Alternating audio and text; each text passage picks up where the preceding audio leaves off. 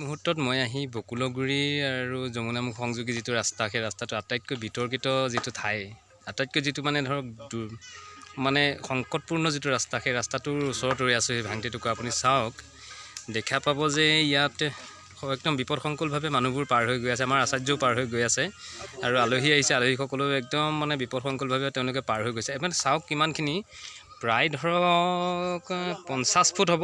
এইখিনিৰ পৰা 50 ফুটমান জেগা কল্পনা কৰিব নোৱাৰা, কোনো সংযোগ নাই ইয়াত। কোনো মানে কোনোবাই যদি ধৰক গাড়ী লৈ আহিব পাৰিম তেনে কথা নাই। মানুহ সাধাৰণতে খোজকাঢ়িয়ে পাৰ হোৱাটো অসম্ভৱ। এইফালে চাওক মানুহৰ ঘৰ কি অৱস্থা হৈ আছে। এই ৰাস্তাটো খহাই নিলে আধা, এইটো ৰাস্তাটো সম্পূৰ্ণ খহাই নিলে। এইপিনেদি বকুলগুৰি আগলৈ আৰু এইপিনেদি এইখিনি এৰাকপিলি, কুম্ভীৰডুবি এইখিনি অঞ্চল, এয়া এৰাকপিলিৰ ঠাইখিনি।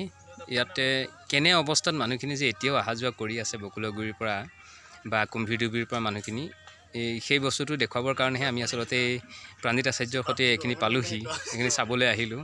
তেওঁ আচাৰ্য পাৰ হৈ গ'ল আৰু আচাৰ্যৰ গাড়ী সিটো চাইডে ৰাখি থৈছে তেওঁ।